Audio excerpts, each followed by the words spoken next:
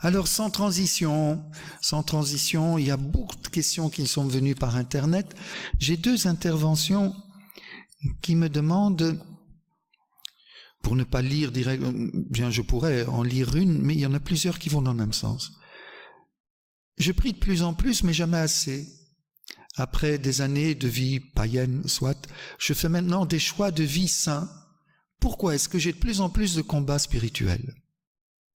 L'autre, je viens de ce courrier pour savoir comment est-ce possible qu'un chrétien bien engagé dans sa foi et bien pratiquant subit toujours des attaques ou des problèmes. D'abord, que nous ayons des problèmes comme tout le monde, ça c'est pas étonnant. Mais vous avez compris que ce qu'il y a derrière, c'est quand même plus. C'est pas sérieux, je me convertis, et au plus je me convertis, je fais des efforts, au plus j'ai des problèmes. Des problèmes, entendez, la première intervention parlait de tourments dans la journée, dans la nuit, de cauchemars, de pensées qui ne viennent pas de Dieu, etc.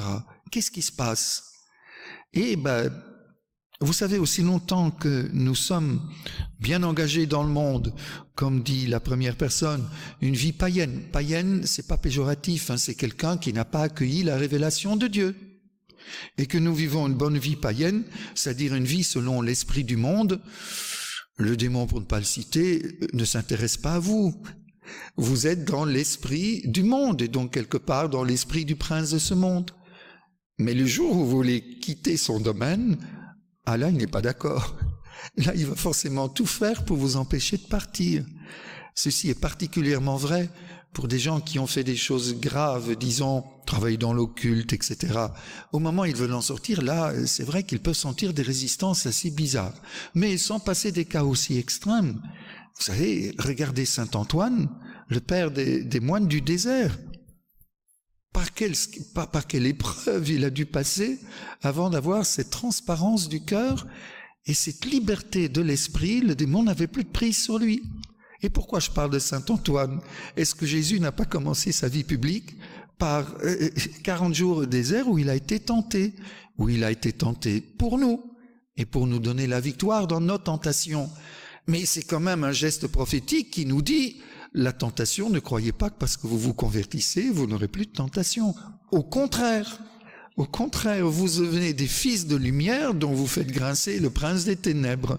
Alors bon, je ne suis même pas obligé d'invoquer ce prince des ténèbres, mais je le dis volontairement parce qu'il ne faut pas l'oublier. Mais n'oublions pas non plus que nous avons une double nature, si j'ose dire.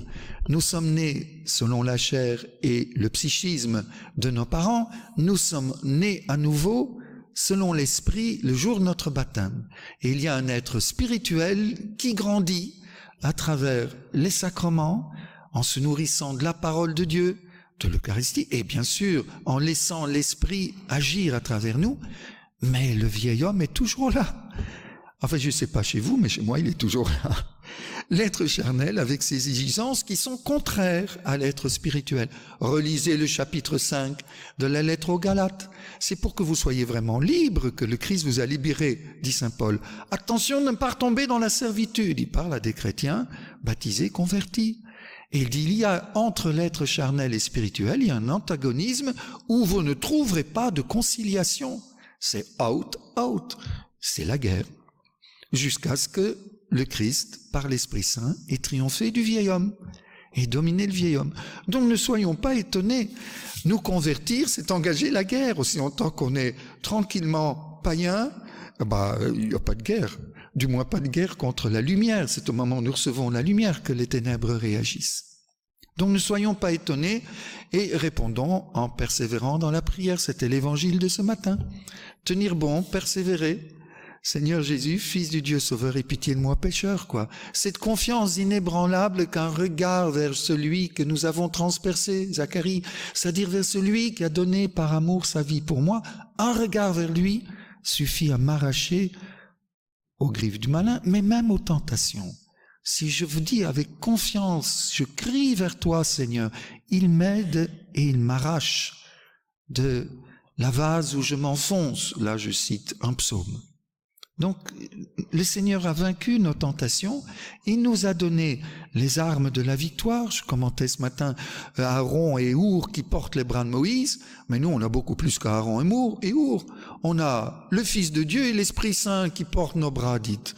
Alors, il suffit de laisser eux porter. Nous ne savons pas prier, dit saint Paul. C'est l'Esprit qui prie en nous. Encore faut-il y recourir à recevoir cette parole de Dieu, Timothée de ce matin, qui nous donne le chemin et l'Esprit qui nous permet de le parcourir. Bon, je parle comme un livre, mais moi le premier, je tombe 77 fois par jour. Mais n'empêche, c'est ça la vérité qu'il faut proclamer, parce que quand on le vit, on se rend compte que si Dieu vient à notre aide, il nous fait marcher. En même temps, Thérèse de Lisieux disait, ce qui est étonnant, ce n'est pas que je tombe, mais c'est que je marche parfois. C'est encourageant, non? Et puis, je dirais aussi, 2 Timothée 2:3, prends ta part de souffrance comme un bon soldat de Jésus-Christ. Il y a une part aussi dans ce combat de souffrance, c'est clair. Eh bien, c'est notre part. Jésus a porté la croix pour nous, mais dans sa grande tendresse, il ne veut pas nous sauver sans nous. Il nous dit, allons, sois mon Simon de Cyrène, c'est moi qui porte ta croix, mais viens mettre ton épaule, porte un petit peu avec moi. Voilà, je crois qu'il y a dans le combat contre les tentations, il y a aussi cet aspect-là à prendre en compte.